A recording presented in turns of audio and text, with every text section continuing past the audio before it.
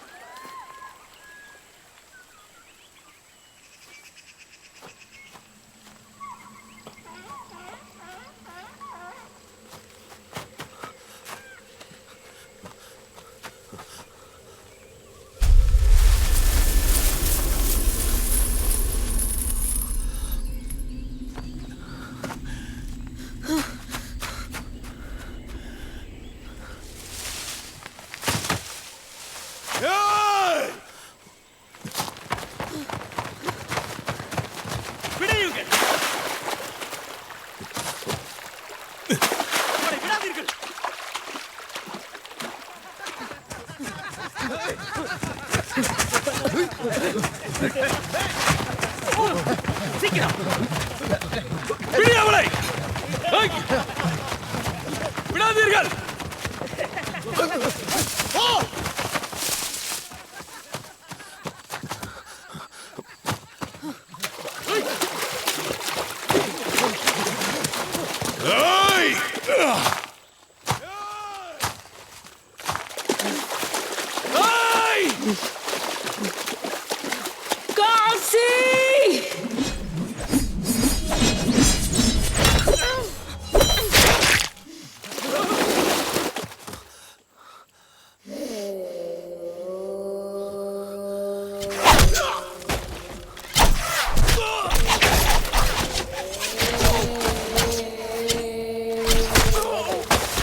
ஏமாற்றப்பட்டோம், தாக்குங்கள்!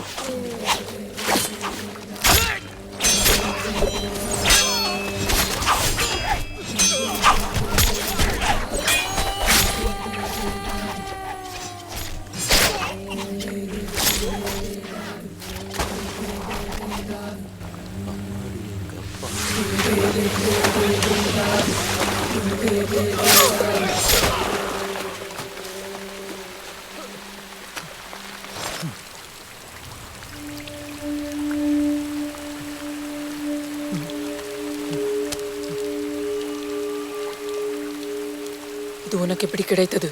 உங்களில் ஒருவன் எங்கள் ராஜ்யத்திற்குள் ஊடுருவி சிக்கிக் கொண்டான். அவனை எங்கள் ஆட்கள் கொன்று விட்டார்கள். இது அவன் கழுத்தில் இருந்தது. அவனை நான் கொல்லவில்லை. வேண்டாம், என்னை கொல்ல வேண்டாம். என்னை விட்டு விடுங்கள்.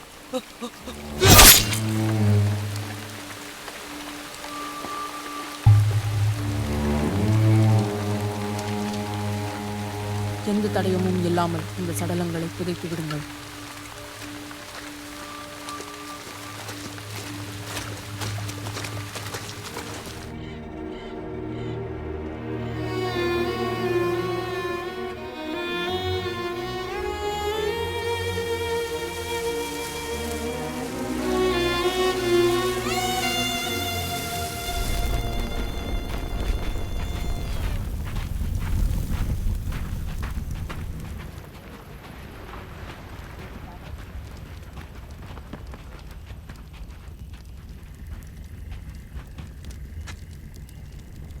திலீபனும் வீர மரணம் அடைந்து விட்டான் நாயகரே.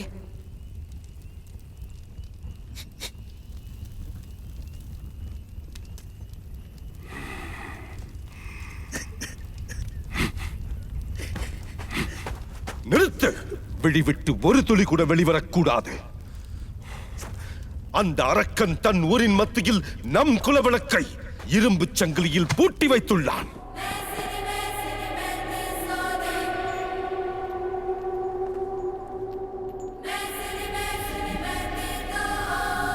நம் ராணி தேவசேனையை சந்தை மாட்டை போல் கட்டி வைத்துள்ளான்.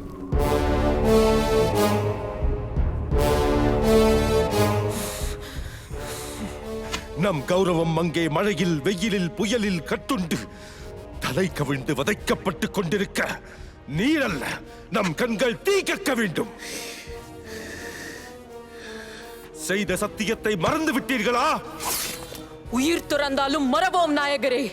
நம் லட்சிய பாதையில் இடி விழுந்தாலும் அடிபெற மாட்டோம், உச்சி உடைந்தாலும் அச்சம் கொள்ள மாட்டோம்.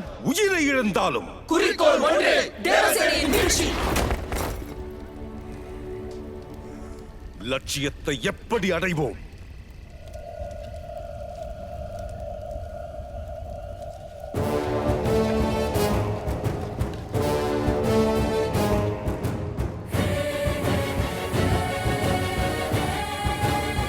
கண்ணீருக்கும் புன்னகைக்கும் நேரமில்லை, உறவுக்கும் பாசத்திற்கும் இடமில்லை. உடல் குந்தல தேசத்திற்கு, உயிர் தேவசேனையாருக்கு.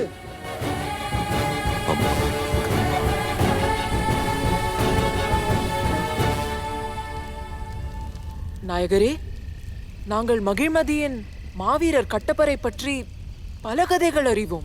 ஆம் நாயகரே. அவர் நல்லிதயம் கொண்டவராம். அவர் உதவி நாம் அணுகினால் கரிகால கட்டப்ப நாகார் உண்மையானவன்தான், உதவி செய்ய சக்தி உள்ளவன்தான். ஆனால் செய்ய மாட்டான். கட்டப்பா அரியாசனத்தின் அடிமை.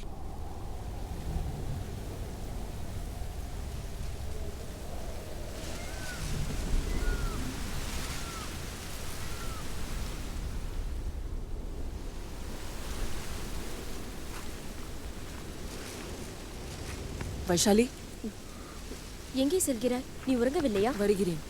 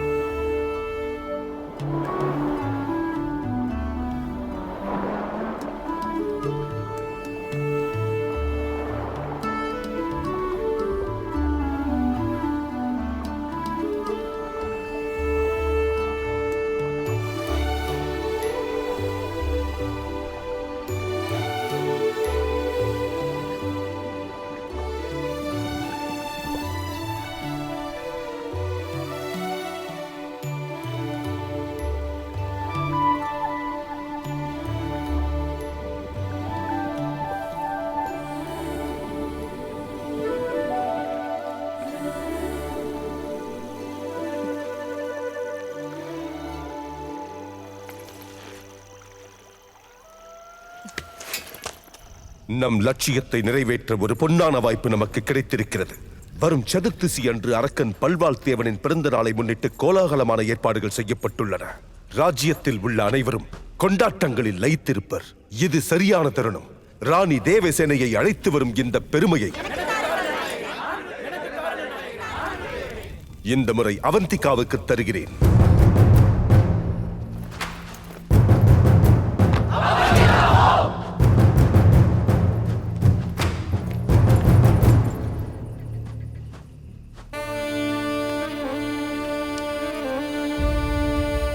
அவந்திகா, என்ன இது?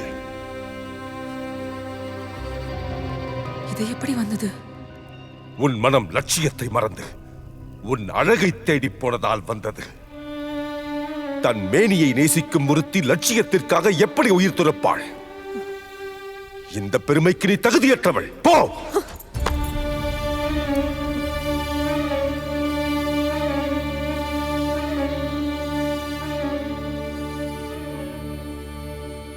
இந்த கண்ணீர் கோழைத்தனத்தின் அடையாளம் அல்ல, துயரில் துளிர்த்ததும் அல்ல. என் குருதி கொதித்து ஆவியாகி விழிவழிய சிந்திய நெருப்பு துளிகள் அவை. அதன் வெப்பம் உங்களை சுட்டிருந்தால் என்னை லட்சிய பாதையில் அனுப்புங்கள்.